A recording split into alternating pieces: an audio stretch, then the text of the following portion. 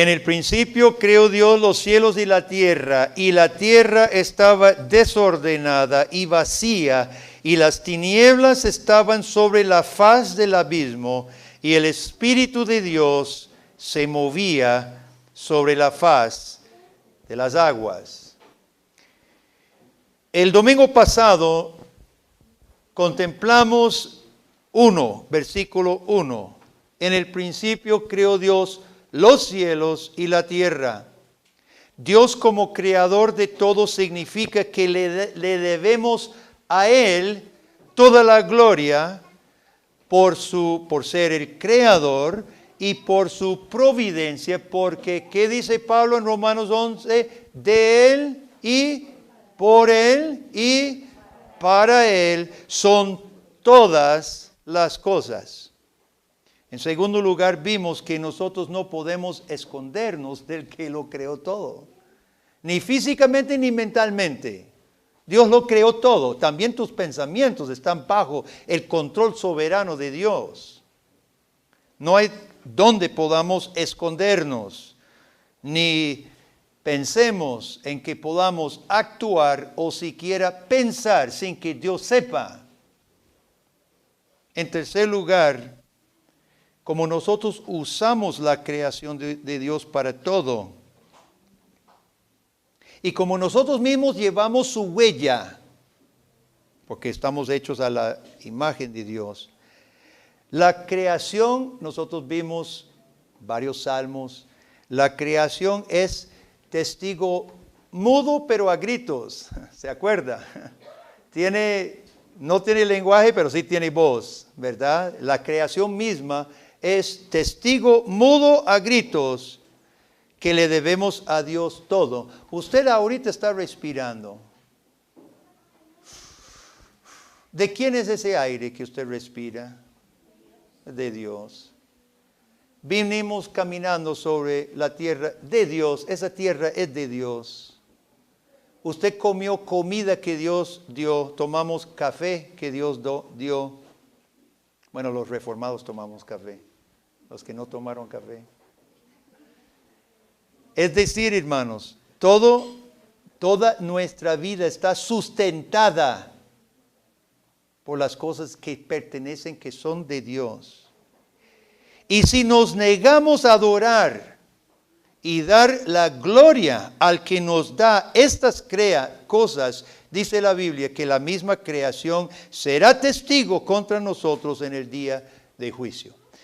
Aquí vamos a dejar el sermón pasado. Si usted no escuchó el primer sermón, es importante para esta serie. Le animo a que lo busque esta semana, que lo escuche, por favor, porque es la introducción al resto de Génesis capítulo 1. Tomemos entonces versículo 2. La tierra estaba desordenada, vacía, las tinieblas y el Espíritu se movía. Quiero hacerle una pregunta. ¿Por qué tenemos estos detalles? ¿Por qué tenemos estos detalles? Porque no se resume Génesis 1 y 2, que son larguitos, porque no se resume así. Dios lo creó todo. ¿Nunca se puso a pensar usted que por qué la Biblia, por qué Dios no mandó a Moisés? Apunte ahí, Moisés, Dios lo creó todo. Porque básicamente podemos resumir todo, Génesis 1 y 2, en esas palabras. Dios lo creó todo. Quédese meditando en esa pregunta. Ahora, en primer lugar, lo que no tenemos es un relato desde la perspectiva de la física, la ciencia, la biología. Esto no satisface preguntas de la ciencia moderna. Más bien hay muchos enigmas que no puede responder la ciencia. Por ejemplo, Dios crea la luz sin el sol. ¿Qué era la fuente de la luz? No sabemos, nadie sabe, pero eso es lo que dice. Y al no ser ciencia no quiere decir que no es veraz, ni histórico, ni literal. Es literal, es histórico. Lo que pasa es que no se nos responde ciertas preguntas científicamente. ¿Qué era la fuente de la luz científicamente? No dice, pero dice que Dios creó la luz y lo creemos. Es que a Dios no le hace falta un sol para que haya luz, así de sencillo. Debemos buscar otros motivos para todos estos detalles. Y nos va a ayudar a recordar qué es la Biblia. ¿Qué es? ¿Qué es la Biblia? La Biblia es la autorrevelación de Dios mismo. La Biblia es la autorrevelación. No es un manual de consejos. Bueno, sí tiene consejos, obviamente, pero esa no es su esencia. La esencia de la Biblia es la autorrevelación de Dios. El relato de Génesis nos está revelando cosas no solo sobre la creación, sino sobre su creador. Entonces, todos estos detalles, hermanos, más bien debemos buscar qué es lo que están diciendo sobre nuestro creador. Y Calvino destaca dos cosas interesantes e importantes. Yo sé que yo cito a Calvino bastante. Yo leo otros libros también, no solo Juan Calvino. Lo que pasa es que Calvino tiene una presentación bárbara sobre Génesis 1. Y Calvino responde, ¿qué es lo que estamos viendo en estos detalles? Vea usted, hermano. Dios primero crea una masa desordenada y sin forma, hasta oscuro. Esta masa es grande, desde nuestra perspectiva es grande, desde la perspectiva de Dios ni el universo es grande, pero desde nuestra perspectiva es grande porque termina siendo el mundo. Entonces aquí hay una bola, una masa desordenada, aguas, oscuro, y luego nos va a llevar por todo Génesis 1 y Génesis 2 sobre unos procesos. No estamos de acuerdo que Dios pudiera haber creado todo el universo así, con un chasquido de dedos. ¡Pum! Está todo el planeta con todos los árboles y las aves cantando, los chihuiriros en las mañanas, que están cantando ahorita, ¿verdad? Me despiertan. A las 3 de la madrugada hay uno en la casa que canta. Dios pudiera haber creado todo con chasquear los dedos y todas las vacas y animales y seres humanos y todo estuviera creado. ¿No es cierto? Si lo pudiera haber hecho. ¿Y por qué no lo hace? De una masa sin forma, Dios divide las aguas, forma la tierra, empieza a crear plantas, aves, peces, animales, sol, luna, estrellas, al hombre. Cuando vemos que Génesis 1 nos lleva paulatinamente de una masa desordenada a todo lo lindo al final del capítulo, ¿qué es lo que debemos contemplar de Dios, hermanos? Dos cosas, dos atributos: su poder y su sabiduría. No es posible que todo eso exista sin un creador tan sabio. Los científicos siguen maravillándose de los ciclos, ¿cómo llaman? Las cosas que se entrelazan. Max, ¿cómo se llaman los?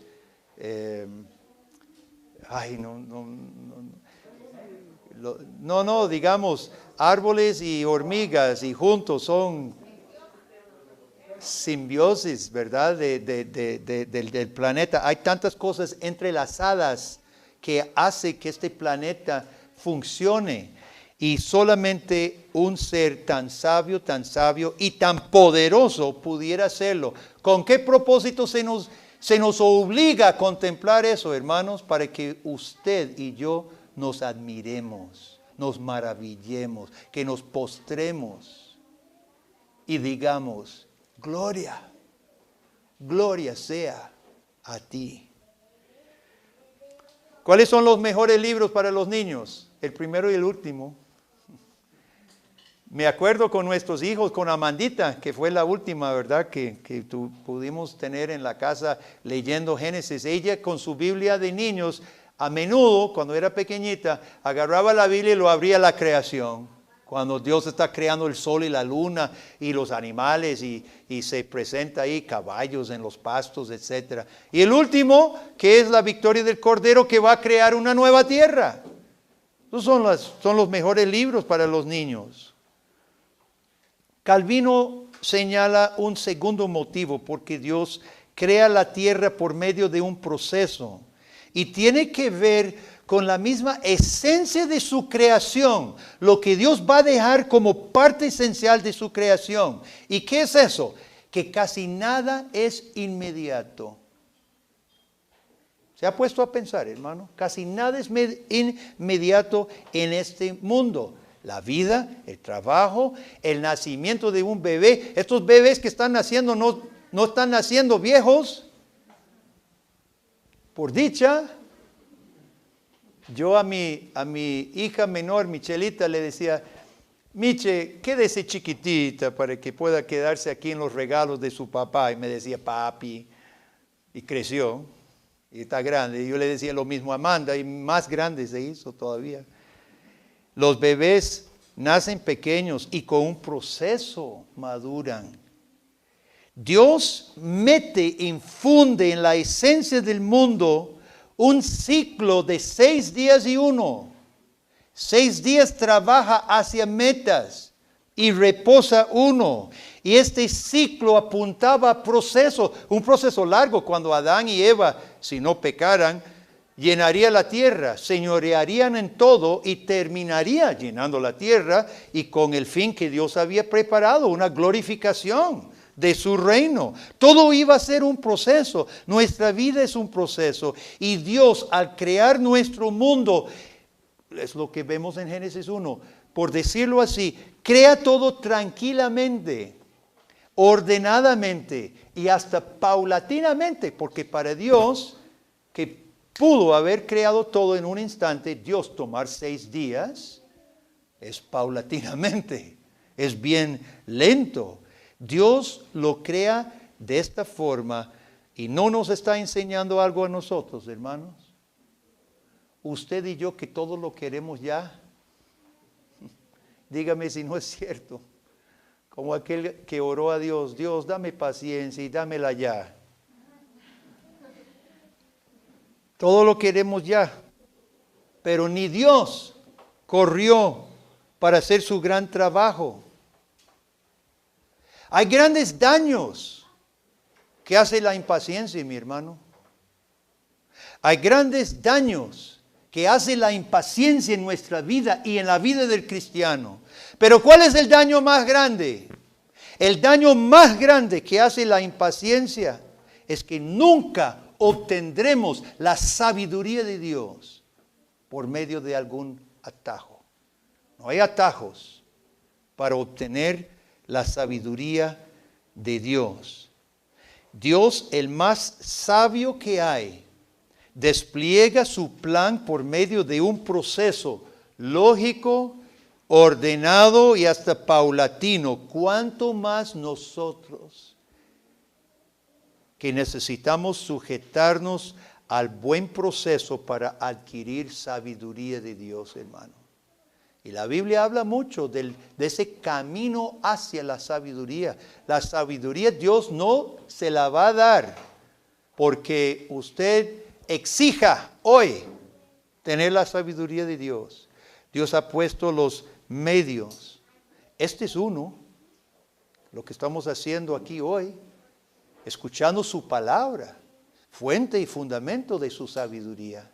Usted, aparte de la palabra de Dios, aparte de la comunión de Dios con su pueblo, que Cristo aquí es cabeza, Cristo aquí es el que media su gracia, aparte de ello, hermanos, no va a haber sabiduría, no puede haber porque Dios mismo ha dicho que este es uno, la palabra es otra, oración es otra. ¿Cuáles son los enemigos de adquirir sabiduría, hermano? Nuestro mundo está obsesionado de la diversión. Se ha dicho que algunos de los muchachos, más que todos son hombres, algunas mujeres también, que los famosos videojuegos, se ha dicho que al llegar a 25 años algunos han perdido años de su vida frente a sus máquinas, jugando tantas horas. Y ha perdido un año entero o más de su vida. La diversión, yo no estoy en contra de la diversión. Yo agarro mi guitarra en la casa y me siento y es divertido para mí, es relajante para mí tocar mi guitarra. No estoy haciendo nada, estoy tocando nada más para mi placer. Yo no estoy en contra de la diversión. Dios ha dado tantas cosas en este mundo que nos satisfagan. Eso no es malo. La mucha diversión sí es un problema. Vivir para sentirse bien, para que le hagan algo, alguna placencia, eso sí es malo, hermano. Y sí, los celulares, Priscila, te lo digo. ¿Cuánto tiempo pasamos con los celulares chateando, surfeando, no adquiriendo en lo más mínimo nada de sabiduría de Dios? Cuando sustituimos formas, hasta formas placenteras de adquirir sabiduría por otras formas, por ejemplo, vamos a dar un ejemplo. Yo no estoy en contra de películas sanas. Yo creo que puede haber películas sanas.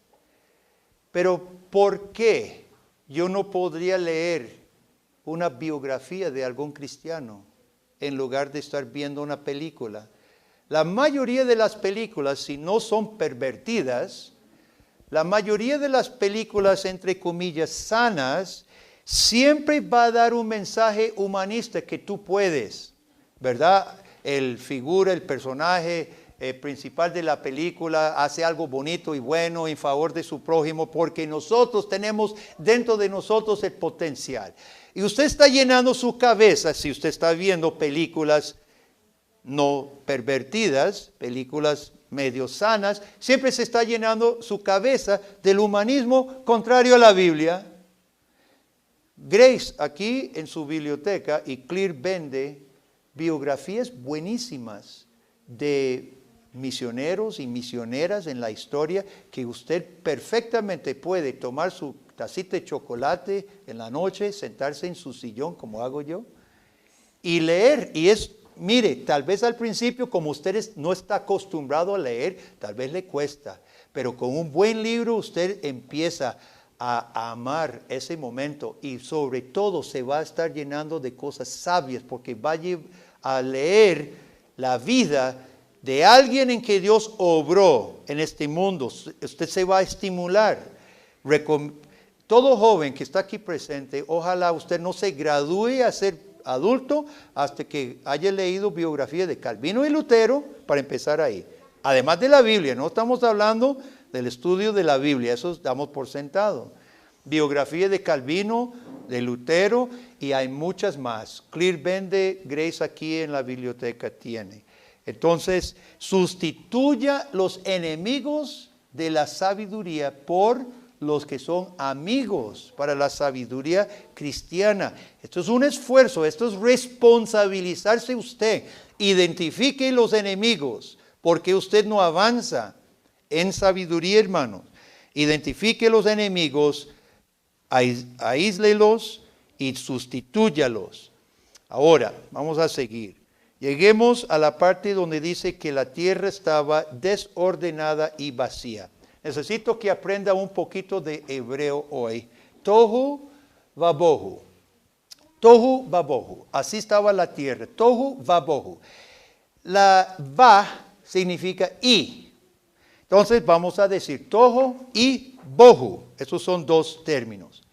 Estos dos términos en el hebreo, en las escrituras, son términos opuestos a todo lo bonito y todo lo útil. Para que el mundo sirviera los propósitos de Dios, no podía quedar tohu y bohu, porque no sirve. No había orden, no era habitable, no era bonito, no era majestuoso. Cuando usted piensa en el mar, piense Piense una imagen del mar. ¿Qué se imagina usted? Usted está en la playa y ¿qué ve? Ve ese mar inmenso, tal vez la puesta del sol, ve la playa, las palmeras, las olas, usted oye, tal vez se estrellan contra unas piedras por allá. Es impresionante, es fuerte, es majestuoso, es hermoso. Cuando usted piensa en montañas, aquí no tenemos aquellas montañas como los Alpes, montañas alpinas cubiertas de nieve arriba, pero hemos visto películas y fotos. Es increíble esas montañas. Aquí tenemos nuestros volcanes que son impresionantes, Irazú y Poás, Arenal, volcán activo, impresionante. Y para no mencionar una pradera linda, pastos verdes, venados pastando en la pradera. Hermano, nada de eso era parte de esta masa tohu y bohu. Una masa sin forma, una masa inhabitable, una masa triste. Cuando usted lee, cuando el israelita leía versículo 2, tenía que ponerse triste. Como la tierra tohu y bohu. Eso está horrible. Eso es triste. Eso es una mala situación. ¿Y quién arreglaría esta situación? El Espíritu de Dios se mueve sobre ese caos. El Dios Trino está presente. Sabemos por otras partes de la Biblia que Jesús también estaba presente. Dios Padre, el Verbo, por medio de él Dios crea, y el Espíritu Santo es el poder creador sobre la creación. No debe sorprendernos, porque veremos en todas las Escrituras que es el Espíritu de Dios que crea o recrea. Y vamos a hablar de esto. Él recrea según su imagen. Recuerden el sermón pasado que vimos muchos pasajes que afirman que la creación da testimonio de su creador. Salmos 19, los cielos cuentan la gloria de Dios y el firmamento anuncia la obra de sus manos. Romanos 1, Dios ha manifestado su deidad y eterno poder por medio de las cosas creadas, de modo que estamos sin excusa. Aquí es donde vemos, hermano, en este versículo 2, vemos que es el Espíritu Santo el que pone la huella de Dios sobre absolutamente todo. Y es por esto que encontramos una pausa. Versículo 2. La tierra era tohu y bohu, y el Espíritu Santo se mueve sobre las aguas. Aquí hay una pausa, una pausa. Muchos hoy hablan del Espíritu Santo, y generalmente en las iglesias, ¿de qué hablan cuando hablan del Espíritu Santo? Muchas veces de alguna emoción, ¿verdad? Alguna cosa emocional.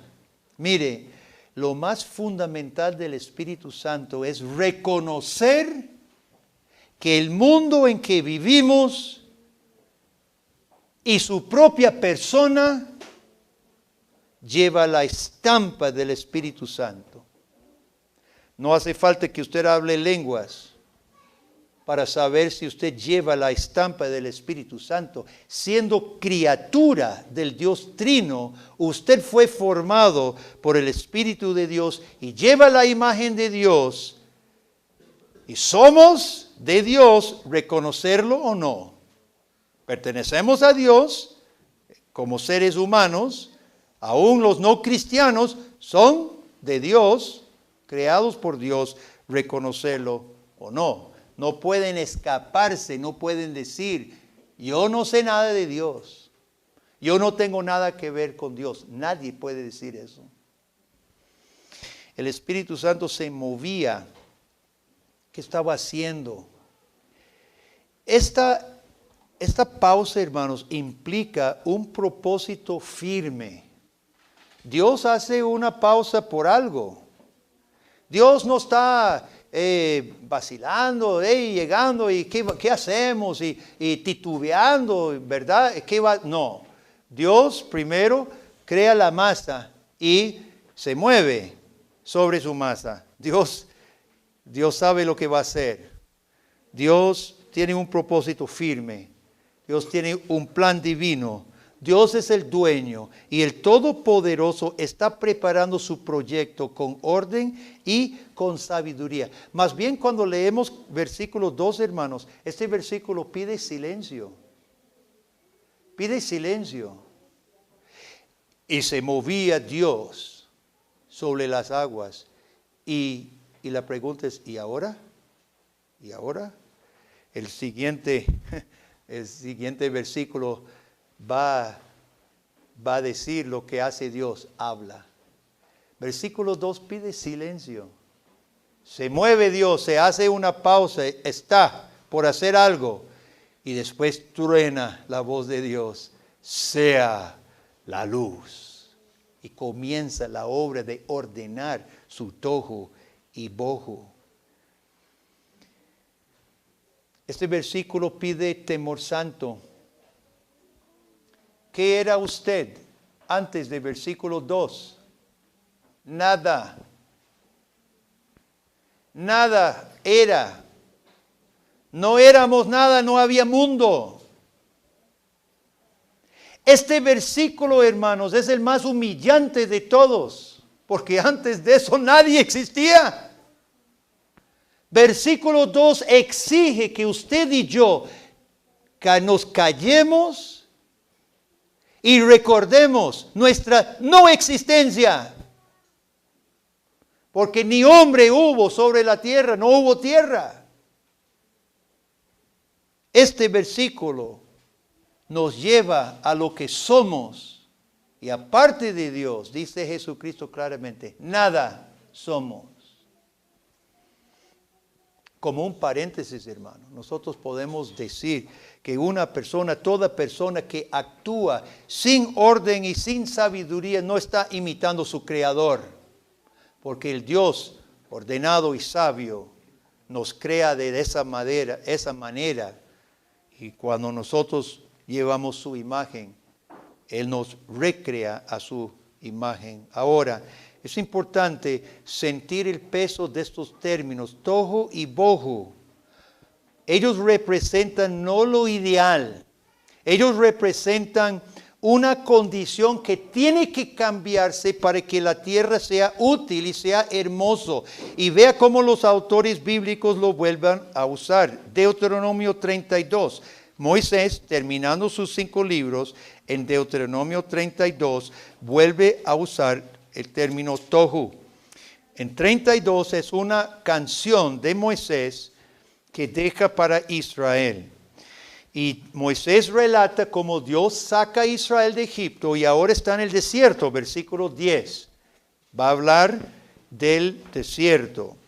Y dice, versículo 10, Dios halló a Israel en tierra de desierto y en yermo. Si usted está marcando su Biblia, eso es tohu. En yermo de horrible soledad, el tohu.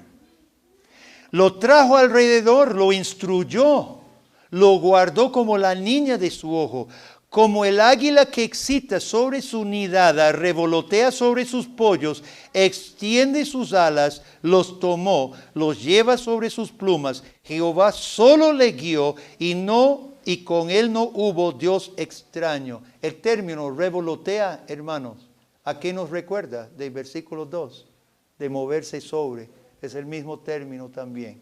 Aquí Dios y Moisés vuelve a usar los mismos términos. En un tohu, Dios llevó a Israel al desierto. Y en ese tohu, el Espíritu de Dios revolotea sobre ellos como águila sobre sus pollos. ¿Y qué es lo que está haciendo Dios? Una nueva creación. Dios está haciendo una nueva creación, hermano. El poder soberano de Dios se destaca una vez más, pero ahora la gracia inmerecida. En el principio no hacía falta gracia, pero ahora sí hace falta gracia inmerecida. Porque ¿qué es lo que usted y yo merecemos? No merecemos un Edén. Por nuestro pecado merecemos un tohu, un yermo de horrible soledad. Y Dios saca a Egipto del horno de esclavitud y los lleva al desierto, hermanos, como una enseñanza gráfica. La vida sin Dios es un desierto, o es esclavitud al faraón, o es morir en el desierto, el yermo de horrible soledad. Nosotros no podemos producir fruto útil ni hermoso, no podemos hacer nada para la gloria de Dios en un tohu. Y así como el Espíritu de Dios se movía sobre el caos de la creación, ahora, ¿qué forma tomó el Espíritu de Dios en el desierto? ¿Cómo sabía Israel que se movía sobre ellos el Espíritu de Dios? ¿Qué estaba encima? La nube, la nube. O sea, es un paralelo. Solamente que ya no es creación, sino recreación. Ya no es la creación primordial, sino una nueva creación de su pueblo. Y la nube revolotea sobre su pueblo y transforma de esclavos oprimidos en un reino de sacerdotes. Y de la misma manera que Jesucristo, hermano, gana para nosotros su Santo Espíritu que baja con lenguas de fuego. Vuelve la nube de fuego el día de Pentecostés, revoloteando sobre su pueblo. ¿Con qué fin? Recrearnos a nosotros, de refabricarnos a nosotros en un reino de sacerdotes, en una iglesia gloriosa. ¿Qué pasa cuando hemos conocido la verdad y la rechazamos? ¿Sabe? Reaparecen los mismos términos. Busquen Jeremías 4 conmigo. Jeremías capítulo 4. Jeremías escribe en el exilio, antitos y durante. Israel había rechazado la revelación de Dios durante siglos. Y ahora sabe lo que dice Jeremías. Esa tierra que fluía leche y miel, esa tierra que era linda, esa tierra que era como la niña del ojo de Dios que cuidaba, iba a volverse un bohu inhabitable. Versículo 22, Jeremías 4, 22. Vea lo que dice. Porque mi pueblo es necio, no me conocieron, son hijos ignorantes y no son entendidos, sabios para hacer el mal, pero hacer el bien no supieron. Miré a la tierra y he aquí que estaba asolada y vacía, bohu, y a los cielos y no había en ellos luz. Mire que la creación se está deshaciendo, oscuridad otra vez. Regresamos al tohu y bohu y oscuridad por la desobediencia y el juicio de Dios. Miré a los montes, he aquí que temblaban, y todos los collados fueron destruidos. Miré, no había hombre, todas las aves del cielo se habían ido. Miré, he aquí campo fértil, era un desierto, y todas sus ciudades eran asoladas delante de Jehová, delante del ardor de su ira. Hermanos, escuchen todos.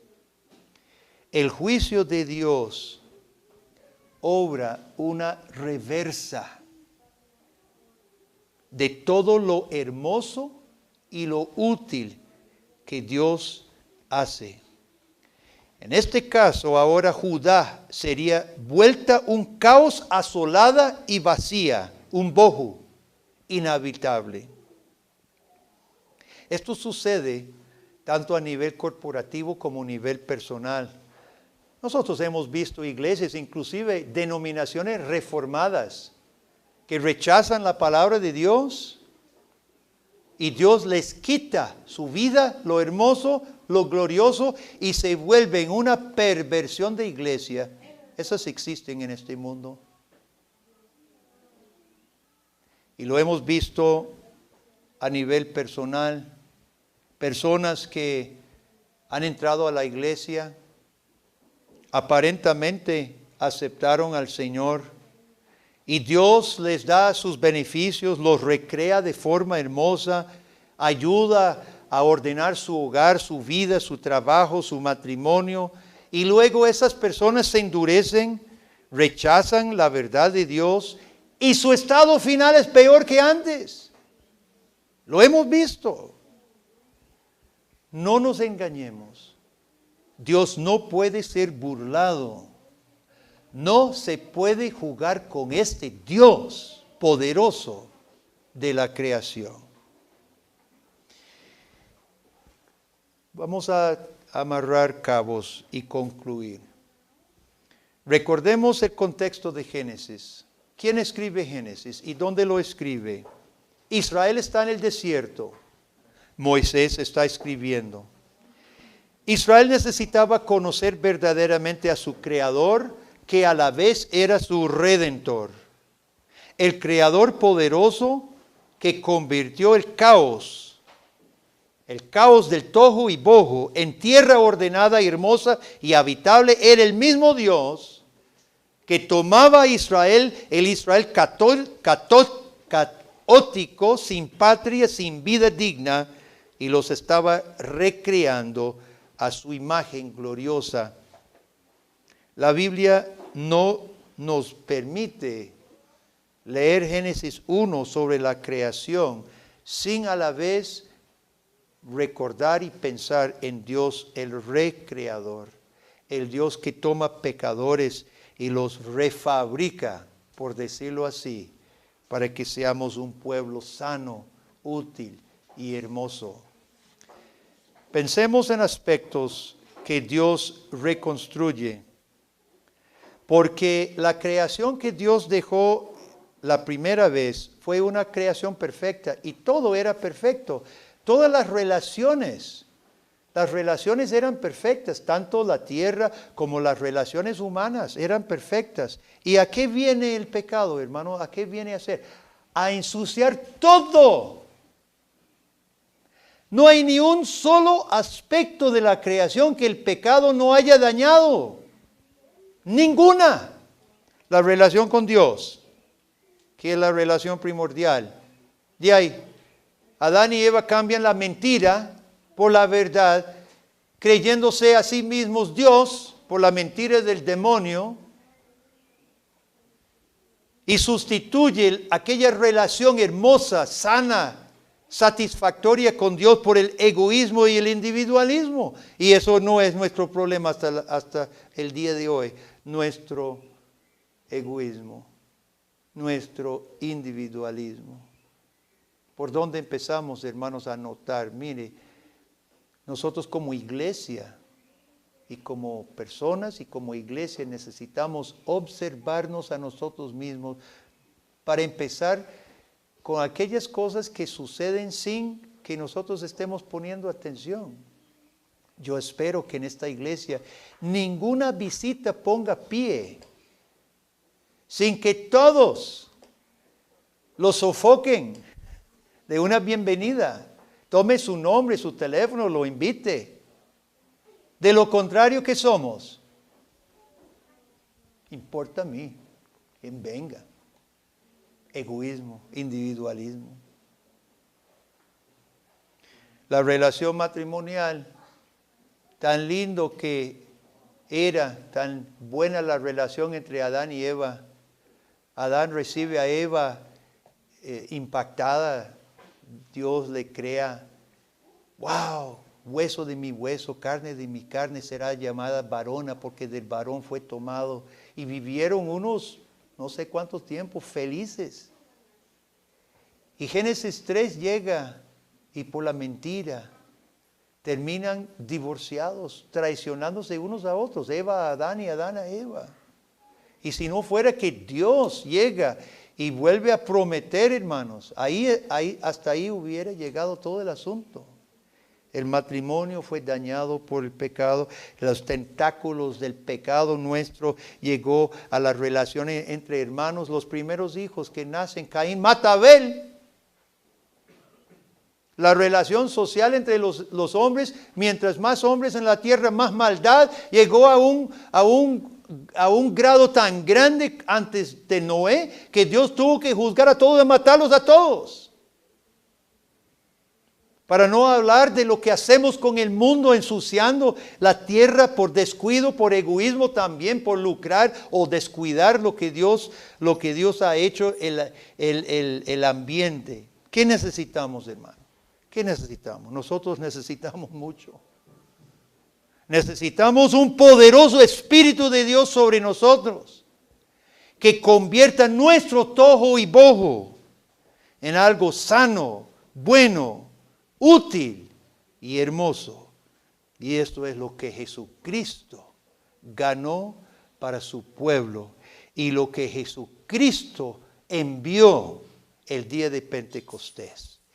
Envió de vuelta a los que creen en Él el poderoso Espíritu Santo, que en un principio se movió sobre la creación y creó todo esto con poder increíble. Ese mismo Espíritu el día de Pentecostés desciende sobre los que nombran el nombre de Cristo en fe y arrepentimiento. El Espíritu Santo sonó como un viento, dio el poder de proclamar las obras de Cristo en los idiomas, todos los idiomas de ese mundo, y preparó a Pedro y Juan y los otros a enfrentar hasta los que mataron a su maestro con denuedo. Eso es lo que hace el Espíritu Santo, y convirtió a los pobres discípulos en la iglesia del Señor, y lo sigue haciendo hasta hoy para los que reciban al Cristo Jesús, que nos ganó de nuevo derecho a ese Espíritu Santo.